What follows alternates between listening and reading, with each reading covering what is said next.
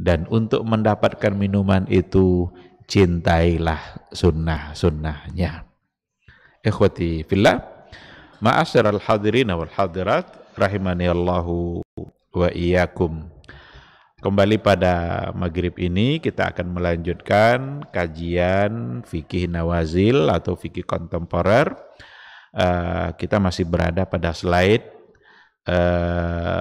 yang di situ ada beberapa masalah kontemporer yang perlu kita lihat dan perlu kita ketahui hukumnya, karena memang ini bersinggungan secara langsung dalam kehidupan kita. Kita baru membahas 5 persoalan ya. Pertemuan yang sebelumnya hanya membahas satu masalah, yaitu hukum menjamak sholat bagi dokter dan pasien sebelum melakukan operasi. Alhamdulillah itu sudah kita berikan penjelasan. Dan sekarang kita akan masuk pada masalah yang berikutnya. Di antara masalah kontemporer yang juga diperbincangkan dan didiskusikan oleh para ulama kontemporer itu adalah apa hukum merekam dan memvideokan khatib saat berkhutbah. Khatib berkhutbah, dia sibuk untuk merekamnya, memvideokannya. Padahal ada hadis, dan disitulah sebab masalah itu muncul. Permasalahan itu muncul karena ada hadis yang tadi itu. Apa di antara hadisnya? Apa kata Rasulullah sallallahu alaihi wasallam? Iza qulta li sahibika ansit wal imamu yakhtubu faqad laghauta.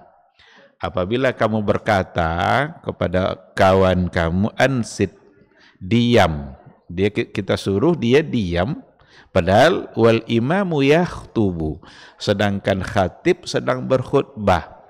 Faqad laghauta, Jumat kamu telah rusak, telah sia-sia. Padahal itu sekedar mengucapkan ansit atau gitu saja. Itu bisa membuat Jumat menjadi rusak. Ada lagi di antara hadis di mana yang di antara bentuk yang akan bisa merusak dan mengganggu prosesi Jumat kita, itu dalam hadis itu dikatakan ketika dia sibuk untuk memindahkan kerikil. Sibuk memindahkan batu dari satu tempat, kerikil itu dipindahkan ke tempat yang lain.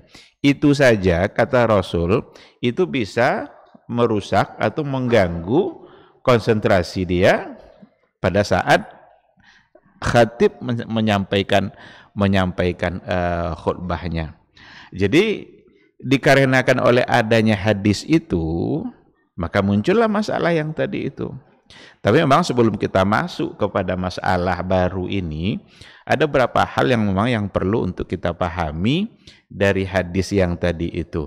Dilarang untuk berbicara, bahkan sekedar mengatakan ansit saja itu tidak dibolehkan.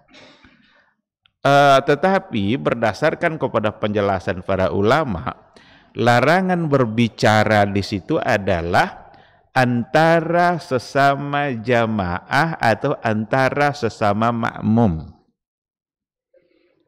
Tapi tidak dilarang kalau seandainya yang berbicara itu antara jamaah dengan khatib. Berarti khatib boleh berbicara boleh menegur. Sesama jamaah tidak boleh, karena akan mengganggu konsentrasinya terhadap khutbah. Tapi kalau khatib dengan jamaah, berdasarkan kepada hadis, itu dibolehkan. Apa contohnya? Ada seseorang yang masuk masjid, Rasul sedang berkhutbah. Namanya Sulaik al-Ghatafani, nama sahabat itu. Ketika dia masuk masjid, Nabi sedang berkhutbah, dia langsung duduk. Ketika itu Nabi bertanya kepada Sulaik al-Ghatafani itu, apa kata Rasul? Ya fulan, wahai si fulan, asallaita raka'ataini, apakah kamu sudah sholat 2 rakaat? Au kama qala Rasulullah sallallahu alaihi wasallam. Karena kita kalau masuk masjid, kata Rasul, tidak boleh langsung duduk. Apabila seseorang di antara kalian masuk masjid, fala yajlis hatta yarka'a rak'atain. Jangan langsung duduk kecuali dia sudah sholat dulu 2 rakaat. Itulah yang sering diistilahkan dengan sholat tahiyatul masjid. Nabi bertanya, "Asallaita rak'atain, kamu telah sholat 2 rakaat atau belum?" Dia bilang, "Belum ya Rasulullah." Kalau begitu, salli bihima wa jawwiz. Sholatlah 2 rakaat tapi ringkas. Berarti Nabi sedang berbicara dengan jamaah. Dan dialog lagi. Nanya lalu jawab, nanya lagi lalu dijawab. Sudah belum katanya. Kalau gitu sholat dulu 2 rakaat. Begitu pentingnya sholat 2 rakaat sebelum duduk di dalam masjid.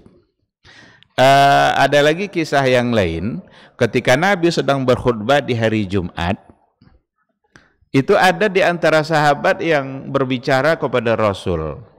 Apa katanya? Ya Rasulullah, sudah lama tak hujan ya Rasul. Kita sudah lama tidak mendapatkan hujan dari langit. Tidak diturunkan hujan itu oleh Allah dalam waktu yang sudah lama. Kebun kami sudah kering, ternak-ternak banyak yang mati. Tolong doakan agar hujan itu turun ya Rasulullah. Itu dialog enggak? Dialog itu. Berdoalah Rasul pada saat dia di atas mimbar itu, belum Nabi selesai berdoa hujan sudah turun. Allahumma aghithna, Allahumma aghithna, Allahumma aghithna. Itu doa Nabi. Ya Allah, turunkan hujan untuk kami. Belum selesai doa hujan sudah turun. Minggu berikutnya yang tadi minta hujan ngomong lagi, Nabi lagi-lagi sedang berkhutbah. Apa katanya? Ya Rasulullah, hujan itu sudah kebanyakan bagi kami ya Rasulullah. Sudah kebanjiran, ternak-ternak kami sudah kebanjiran pula ya Rasulullah. Tolong doakan agar hujan berhenti. Dan Nabi berdoa pula ketika dia khutbah itu, Allahumma hawalaina wala alaina. Nabi tidak mendoakan berhenti hujan, tapi katanya ya Rasulullah, cukup bagi kami dan pindahkan kepada tempat yang lain. Berarti Rasul tidak katakan ya Allah hentikan hujan. Enggak. Tapi kata Rasul, cukup bagi kami dan pindahkan kepada wilayah-wilayah yang lain. Nah, oleh karena itu yang menurunkan hujan itu dan yang punya kemampuan untuk menurunkan hujan itu hanyalah Allah Subhanahu wa ta'ala. Rasulullah sallallahu alaihi wasallam sebagai utusan Rasul, doanya adalah makbul. Maka yang diminta oleh Rasul ketika itu adalah Allah, memohon kepada Allah agar diturunkan hujan. Tidak ada siapapun manusia yang akan punya kemampuan dalam menurunkan dan menahan hujan.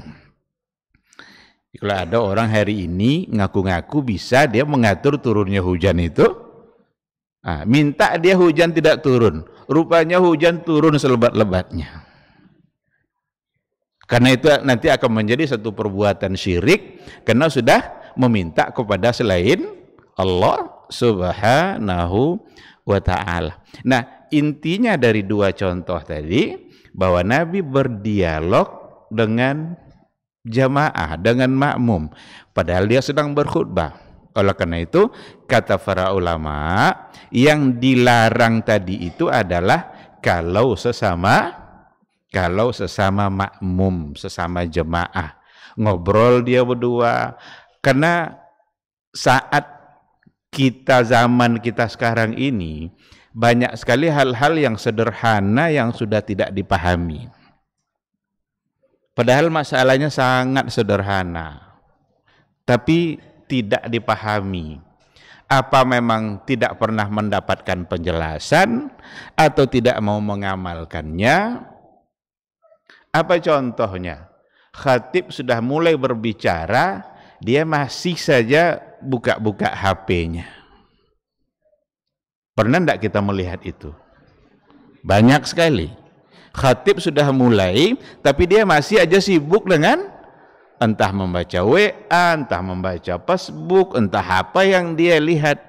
Kalaulah memindahkan batu saja, pindah dari sini ke sini, itu kata Rasul sudah bisa merusak Jumatnya. Tapi bukan berarti membatalkan. Karena kalau Jumat batal, berarti dia wajib zuhur.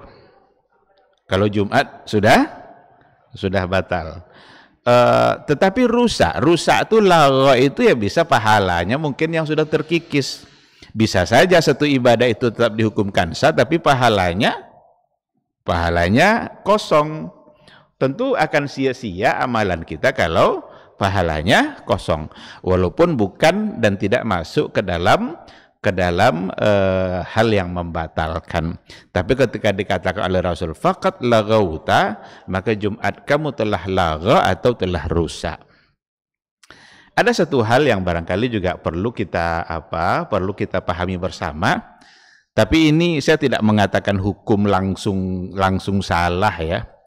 Cuma kita sekedar kita berpikir untuk memahami apa yang ada pada hadis tadi itu. Larangan untuk melakukan sesuatu yang bisa merusak Jumat kita. Nanti kita nilai sendiri. Apa contoh yang saya maksud? Bagaimana dengan menjalankan kotak impak pada saat khutbahmu dimulai? Kadang belum pula dimulai kotak impak itu berjalan kecuali khatib sudah memulai. Saya mohon maaf ya, saya tidak mengatakan itu langsung salah itu. Cuma saya ingin mengajak kita untuk berpikir saja. Kalau memindahkan batu, berapa jarak batu? Kecil pula tuh pindah ke sini. Itu bisa merusak Jumat. Sekarang tidak pula satu kotak itu. Kotak pertama TPA. Keluarkan dulu dompetnya, pilih. Lewat lagi kotak kedua untuk masjid. Lewat lagi kotak ketiga untuk anak yatim. Yang keempat untuk sosial. Kira-kira bisa tidak itu mengganggu konsentrasi kita dalam menyimak khutbah? Saya ingin mengajak kita berpikir, kalau memang itu bisa, kenapa kita tidak rubah polanya? Di masjid, di komplek saya tinggal, kebetulan ketuanya saya bisa ambil keputusan. Saya bilang tidak ada kotak impak yang berjalan. Lalu kami ambil satu keputusan, kotak impak itu diletakkan di setiap pintu masjid. Letakkan kotak impak itu, ada berapa pintu kotak impak itu diletakkan di situ, di pintu-pintu masjid. Kalau ada orang yang mau berinfak, saat masuki masjid, dia akan masukkan uang itu, lalu ia masuk kepada saf untuk sholat sunat, kemudian bersiap-siap untuk mendengar khutbah. Untuk apa tujuannya saya ambil kebijakan seperti itu? Untuk mengamalkan hadis yang tadi itu. Karena memindahkan batu saja dilarang oleh Rasul. Ini enggak, keluarkan dulu dompetnya, pilih-pilih pula dulu. Kadang pilih pula mana yang kecil. Untuk dimasukkan. Itu jangan-jangan itu nanti bisa merusak khutbah. Nah, jadi dikarenakan oleh ada hadis-hadis atau riwayat yang tadi itulah muncul masalah yang tadi. Bagaimana dengan merekam atau memvideokan khatib? Nanti dia akan tegakkan alat ini, kemudian juga barangkali dia akan sibuk dengan urusan rekamannya. Bisa juga nanti dia akan konsentrasinya bisa ada, tapi ketika ada yang bermasalah nanti di layar itu dia akan utak-atik gitu. Karena mungkin berhenti, dia perlu ada yang dipencet-pencet. Dan itu menjadi bagian dari masalah yang dibahas oleh para ulama kontemporer. Dalam hal ini kebanyakan di antara ulama kontemporer itu seperti yang disampaikan oleh lembaga fatwa dan riset ilmu pengetahuan yang di Arab Saudi, itu dengan melihat fungsi yang akan didapatkan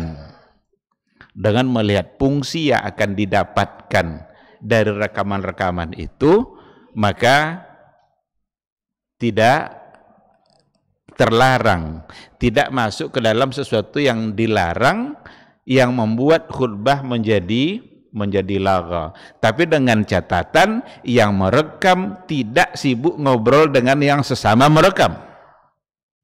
Kalau enggak nanti ini kabel saya masalah, pinjam kabel kamu katanya. Dia berdua yang asik ngobrol. Itu enggak boleh. Jadi dia harus fokus pada rekamannya, karena sambil merekam itu dia bisa melihat.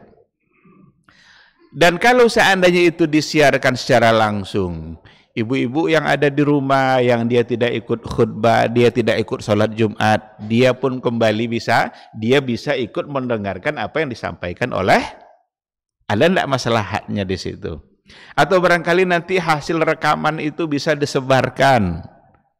Karena bisa saja kita keluar dari masjid, lalu enggak ada lagi yang kita ingat dari apa yang disampaikan oleh khatib itu.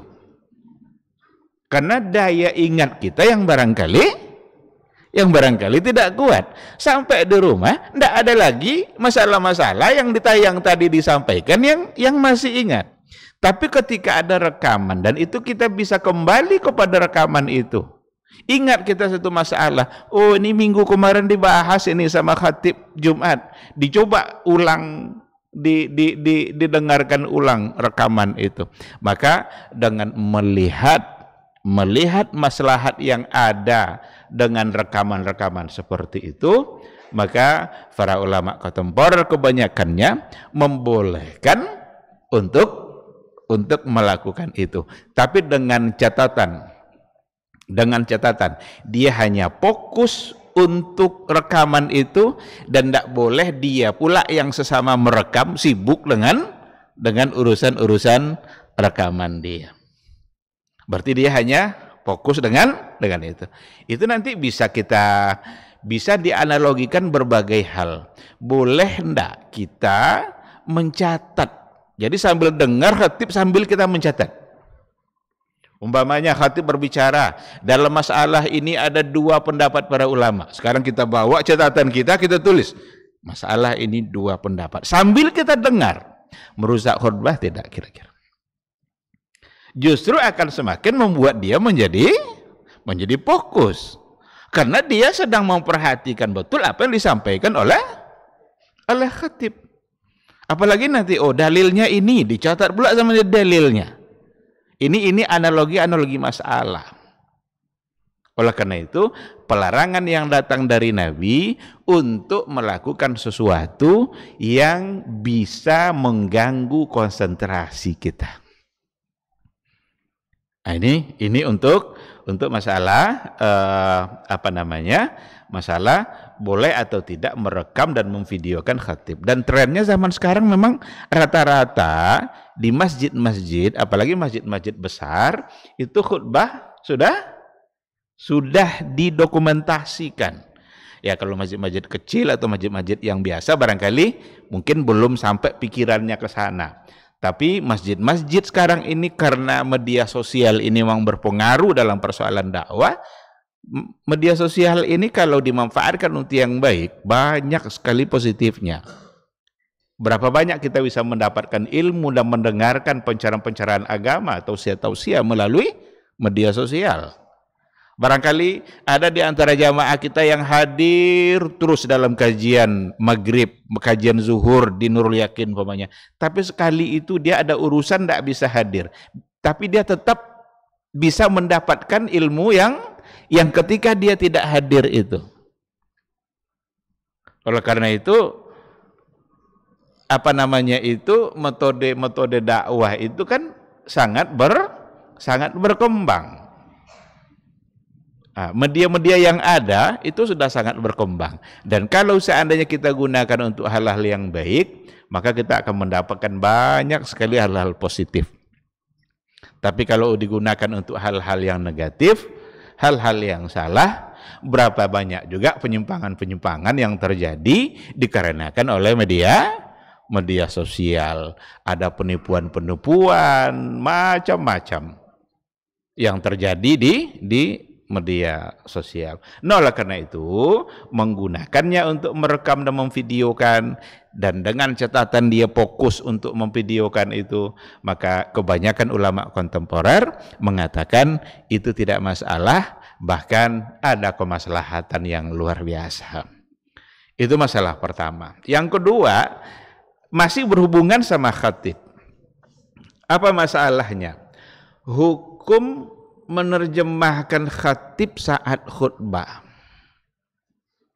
Kalau di kita barangkali tak terbayang oleh kita masalah ini. Kenapa? Karena yang khutbah menggunakan bahasa yang kita pahami. Tapi bagaimana nanti satu saat kalau seandainya umpamanya Nurul Yakin, masjid kita Nurul Yakin, kedatangan khatib dari luar negeri, lalu dia yang ngomong menjadi khatib pada hari Jumat, boleh tidak diterjemahkan? Menterjemahkan khatib saat berkhutbah. Itu rupanya juga sudah menjadi masalah. Masalah maksudnya itu masalah kontemporer yang oleh para ulama-ulama kontemporer membahasnya, memberikan penjelasan, sehingga kita akan tahu jawabannya kalau kita baca pandangan-pandangan mereka dalam masalah ini. Kan ada ayat bahwa sesungguhnya setiap rasul itu diutus oleh Allah bilisani qaumi, dengan bahasa kaumnya. Untuk apa tujuannya? Liyubayyina lahum, supaya nabi itu bisa menyampaikan pesan-pesan agama. Nah, jadi bilisani qaumin. Dan khutbah Jumat itu apa tujuannya? Tujuannya adalah untuk menyampaikan pesan-pesan agama yang ada dalam Al-Quran dan yang ada dalam hadis Rasul. Sekarang khutbahlah setengah jam orang pakai bahasa Arab, yang di bawah tidak ada yang paham sama sekali. Ada ilmu tidak yang bisa dia bawa?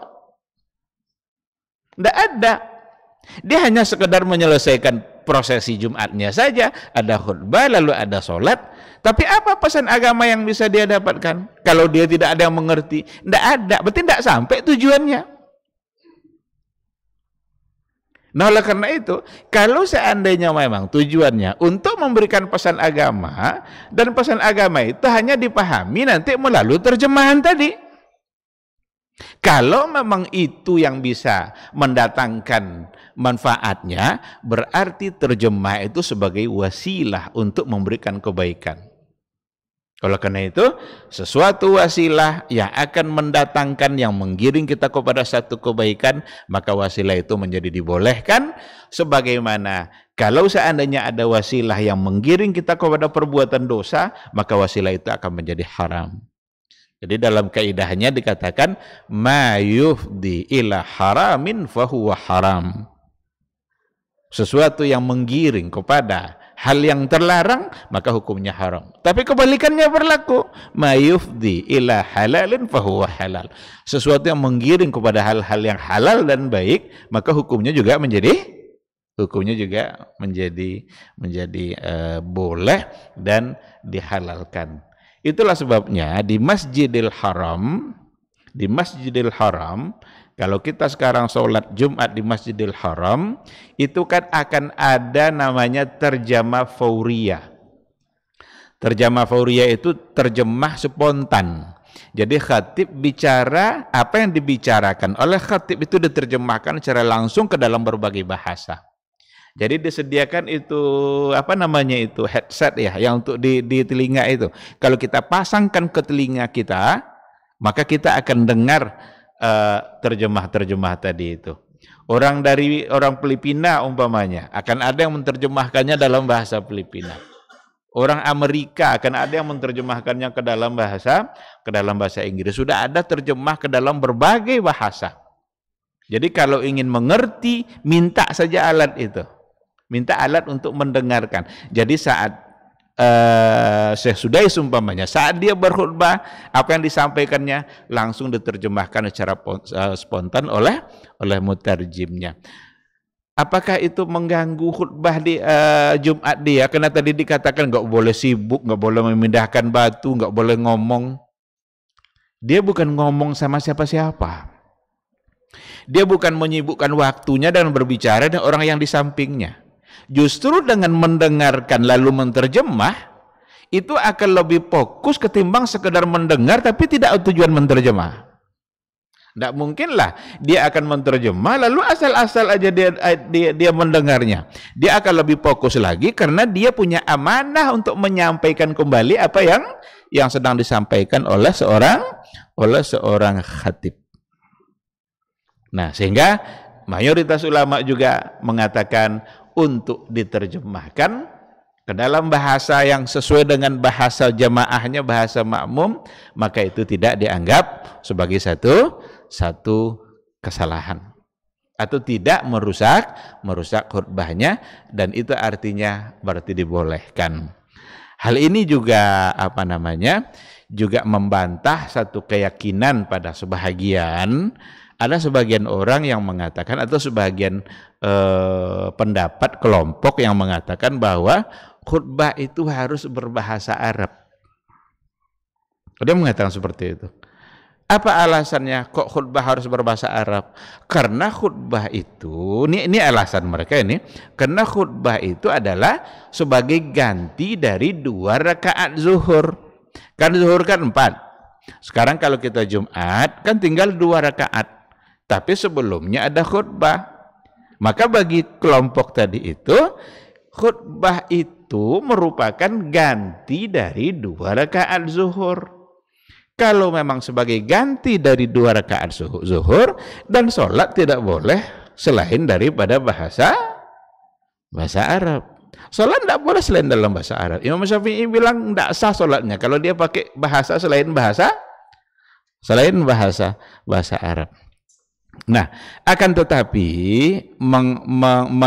menganalogikan khutbah persis sama dengan 2 rakaat zuhur itu tidak betul. Kenapa tidak betul? Karena kalau memang persis dianggap sama sebagai 2 rakaat zuhur, maka khatib tidak sah Jumatnya. Kenapa? Karena khatib tidak menghadap kiblat. Khatib menghadap kiblat tidak sambil khutbah? Tidak kan? Kalau memang sebagai ganti dari zuhur, tentu khatib menghadap ke sana. Karena sholat wajib menghadap kiblat. Nah, oleh karena itu tertolaklah pendapat yang mengatakan bahwa khutbah harus berbahasa Arab. Karena ada dipraktekkan seperti itu. Yang kadang-kadang juga tidak dimengerti pula bahasa Arab itu. Pernah dulu ada orang Arab yang datang ikut dia di sholat di khutbah yang pakai bahasa Arab itu. Dan Ustaz itu malah nanya, dia ngomong apa tadi katanya. Orang Arab pas ada khutbah berbahasa Arab, tapi orang Arab tidak orang Arab tidak mengerti, tidak paham. Dia ngomong apa tadi itu katanya. Nah, oleh karena itu tidak mesti kita meyakini bahwa khutbah itu harus berbahasa Arab, tetapi boleh dalam bahasa yang dipahami oleh jamaah. Karena khutbah itu intinya adalah menyampaikan sesuatu. Jadi khutbah ada sesuatu yang diungkapkan dan disampaikan. Dan kalau seandainya tidak dipahami apa yang disampaikan, berarti dari segi manfaat itu tidak dapat. Nah, ikhwati fillah, oleh karena itu dua permasalahan ini nampak oleh kita bagaimana para ulama memberikan jawaban, dan pendekatan mereka dalam menjawabnya adalah pendekatan maqasidus syariah yang dalam hal ini memandang dari sisi kemaslahatan dan kebaikan yang akan didapatkan. Bukan sekadar berpegang pada kemaslahatan, tetapi didukung oleh alasan-alasan yang lain. Baik, masalah yang berikutnya, boleh enggak menggunakan obat semprot asma saat berpuasa. Obat semprot asma. Karena ada kadang orang yang diuji oleh Allah dengan penyakit asma, kemudian dia agak sulit bernapas, dia akan mudah kembali bernapas ketika sudah disemprotkan. Apa istilahnya itu? Inhaler spray atau apa itu yang untuk obat semprot itu kan. Lalu kalau seandainya dalam bulan Ramadan, saat datang bulan Ramadan, dia kan harus berpuasa. Bagaimana orang yang kena penyakit asma, apakah bisa terus melanjutkan puasanya dengan menggunakan obat semprot itu, ataukah itu bisa membatalkan puasa? Dari mana awal muncul masalah? Saya kira awal munculnya jelas kan, karena yang membatalkan puasa itu adalah ketika masuknya sesuatu melalui mulut, baik dalam bentuk makanan ataupun yang sejenis makanan. Sejenis makanan itu ya dia bukan makanan, tapi sama kedudukannya seperti obat umpamanya. Obat itu kan bukan makanan kan. Kita kalau bisa ndak minum obat ya jangan minum obat. Itu bukti bahwa kita tidak menginginkannya. Tapi ada orang-orang tertentu yang diuji oleh Allah dan dia harus minum obat. Itu makanan atau yang sejenis. Nah, apakah itu bisa membatalkan puasa atau tidak? Ini juga menjadi satu masalah yang diberikan penjelasan oleh para ulama ya, ulama-ulama kontemporer. Dalam hal ini ada dua pandangan para ulama, antara yang membolehkan dengan yang melarangnya. Kalau saya coba lihat buku-buku yang ada, lebih banyak yang mengatakan tidak membatalkan daripada yang mengatakan batal. Di antara mengatakan batal itu seperti Syekh Wahbah Zuhaili, Taqiyuddin Al-Utsmani, ada namanya Syekh Taqiyuddin Al-Utsmani, dia punya buku-buku masalah kontemporer, dia yang mengatakan itu batal. Karena katanya, apa yang disemprotkan ke dalam mulut itu, walaupun dia bukan dalam bentuk makanan, tetapi dia disemprotkan secara sengaja melalui mulut. Dibantah oleh kelompok yang membolehkan. Dia sekedar disemprotkan dan hanya sampai ke mulut. Hanya sampai di mulut saja. Kalaupun masuk itu tidak ke lambung tapi ke paru-paru katanya. Wallahu alam, barangkali dokter yang bisa memberikan penjelasan lebih rinci itu. Kalau saya tidak begitu rinci saya untuk menjelaskan itu. Saya hanya membaca apa yang menjadi pandangan yang membolehkan itu. Jadi katanya yang masuk itu kadarnya sangat sedikit, itu pun tidak ke lambung tapi ke paru-paru. Dan dianalogikan dengan siwak. Kita kalau bersiwak, ada enggak kira-kira sesuatu yang terasa oleh kita dan mungkin masuk dia ke dalam siwak? Ada kan, ada rasa kan, dan masuk, tapi kadarnya sangat sedikit. Di hadis dikatakan bahwa Rasulullah Shallallahu Alaihi Wasallam, sesuatu di antara yang disukai oleh Nabi itu adalah siwak, dan dia tetap bersiwak pada saat dia berpuasa. Ada juga yang menganalogikannya dengan berkumur-kumur. Kumur-kumur juga ada air dalam mulut kita, tapi tidak masuk, cuma ada kadar sedikit. Apa bukti ada kadar yang masuk itu? Kalau kita ambil air 1 gelas untuk berkumur-kumur, lalu kita masukkan kembali air itu ke dalam gelas itu, sama enggak jumlahnya? Kalau enggak sama berarti ada yang berkurang kan? Jadi coba buktikan nanti, ambil air, ukur air yang kita masukkan ke mulut itu, umpamanya 1/2 gelas, masukkan ke mulut, kumur-kumur, lalu masukkan lagi ke dalam gelas. Persis tidak sama ukuran air yang keluar dengan yang masuk. Kalau tidak, itu artinya ada air Nah, jadi ini analogi-analogi oleh kelompok yang mengatakan tidak batal. Ya seperti juga dari lembaga fatwa yang ada di Arab Saudi. Kalau nggak salah lembaga fatwa yang ada di Kuwait, lembaga fatwa kan masing-masing negara mereka punya lembaga fatwa gitu ya. Kayak di Indonesia kan ada juga lembaga fatwa itu dari MUI biasanya. Kalau untuk hukum itu dari MUI secara umum, tapi kalau untuk ekonomi itu dari DSN, Dewan Syariah Nasional yang itu juga bagian dari MUI. Nah, oleh karena itu di hadapan masalah ini ada dua pendapat antara jumhur ulama yang mengatakan itu tidak membatalkan. Kalau memang tidak membatalkan, berarti dibolehkan untuk semprot asma, menggunakan obat semprot asma bagi mereka yang kena penyakit itu, sehingga dia tidak, dan puasanya tidak batal. Tapi kalau ingin mengambil kehati-hatian, kan kita ingin mengambil kehati-hatian nih dalam beribadah nih. Seandainya kita kedepankan pendapat kedua, seperti yang dikatakan oleh Syekh Wahbah Zuhaili, karena menurut beliau, walaupun kadarnya sedikit, tapi yang penting ada yang masuk. Persoalannya bukan banyak atau sedikitnya, tapi ada yang masuk, sehingga puasa menjadi batal. Maka dia memilih untuk mengatakan obat semprot itu bisa membatalkan puasa. Untuk kehati-hatian kita dalam beribadah, ya barangkali kita bisa mengedepankan apa yang dikatakan oleh Syekh Wahbah Az-Zuhaili. Nah, ini masalah yang ketiga yang mudah-mudahan kita bisa memahaminya. Yang keempat, ini zakat saham dan obligasi. Saham dan obligasi. Kalau obligasi itu surat-surat utang ya.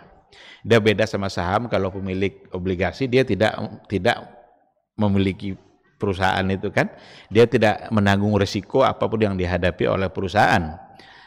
Mau rugi mau untung, yang jelas dia mendapatkan keuntungan yang sudah disepakati di awal. Tapi kalau pemilik saham tentu dia yang memiliki perusahaan.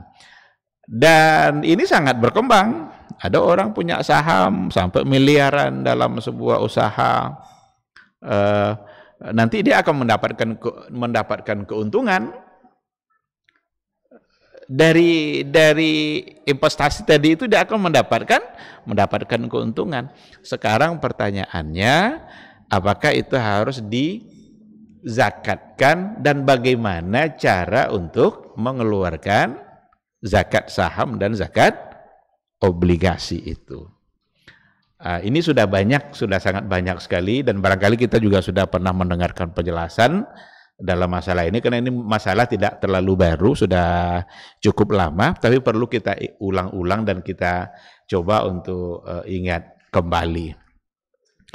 Seperti yang pernah diberikan penjelasan oleh Syekh Yusuf Qaradawi atau Syekh Didin Hafizuddin yang konsen dia di bidang zakat itu.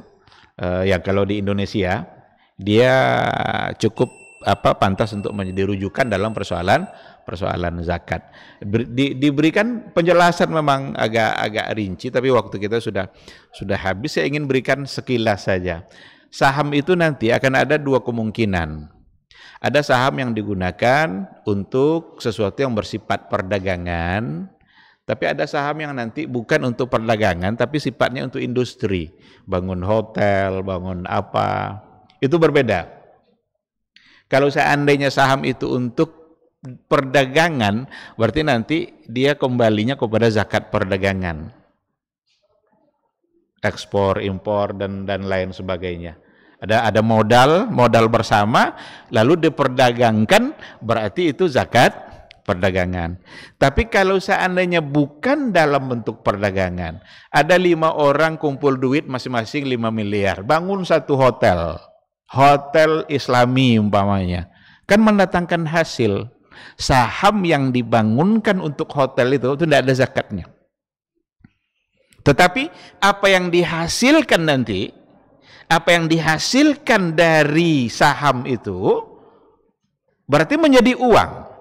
Uang ini bagi mereka pemilik saham berarti masuk ke dalam zakat uang dan akan digabungkan nanti kepada uang-uang yang lain yang dia miliki yang dalam bentuk usaha yang lain. Jadi beda itu. Jadi kalau saham untuk perdagangan, maka ada dalam fikih itu zakat urudut tijarah, memang zakat perdagangan gitu. Modalnya berapa, untungnya berapa. Dan ada dua kemungkinan cara nanti. Bisa dikeluarkan oleh masing-masing sesuai dengan saham yang dia punya setelah dia mendapatkan, atau dikeluarkan oleh manajemennya secara umum. Umpamanya untungnya 5 miliar, langsung dari 5 miliar itu dikeluarkan. Sebaiknya memang bagi mereka pemilik saham, jika memang mereka muslim semua, harus ada kesepakatan di awal kapan zakatnya harus dikeluarkan. Kalau sudah dikeluarkan oleh manajemennya, berarti dia pribadi tidak lagi harus mengeluarkan. Atau tidak diatur persoalan zakat dalam manajemen, tapi akan mereka bagi keuntungan itu sesuai dengan saham, maka itu akan menjadi masing-masing mereka harus mengeluarkan zakat. Itu sekilas tentang persoalan saham. Sedangkan obligasi ini adalah sebagai bentuk surat hutang yang kebanyakan adalah dengan menggunakan sistem riba.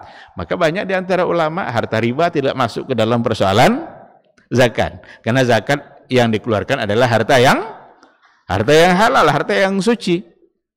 Kalau seandainya dia dari riba, berarti dia bukan dari harta yang suci.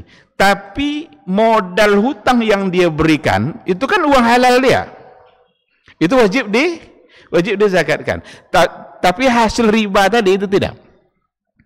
Ada juga yang sebagian kecil diantaranya, seandainya nanti obligasi tidak dikenakan zakat, jangan-jangan karena iman semakin kurang, orang lebih memilih obligasi daripada saham.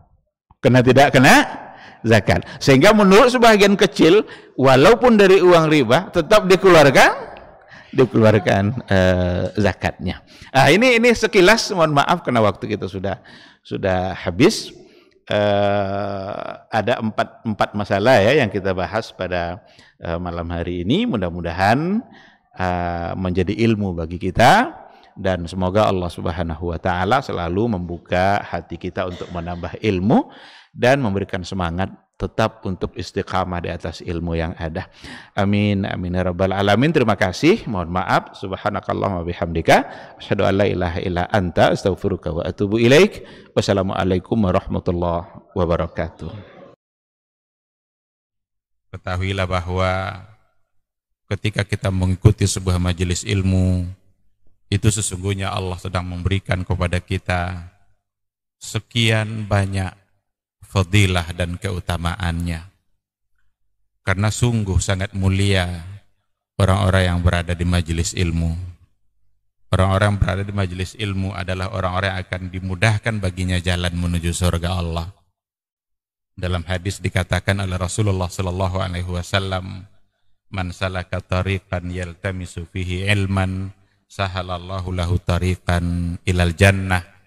Barang siapa yang menempuh satu jalan di mana tujuannya adalah untuk mendapatkan ilmu, maka Allah akan mudahkan baginya jalan menuju surga. Surga itu perlu iman, dan mendapatkan surga itu perlu ilmu. Maka di majelis ilmulah kita bisa menumbuhkan iman kita, dan di majelis ilmulah kita bisa mendapatkan ilmu pengetahuan. Maka sering-seringlah menghadiri majelis yang bisa menambah iman kita dan juga bisa menambah ilmu, agar surga Allah itu benar-benar semakin dekat dengan kita bersama.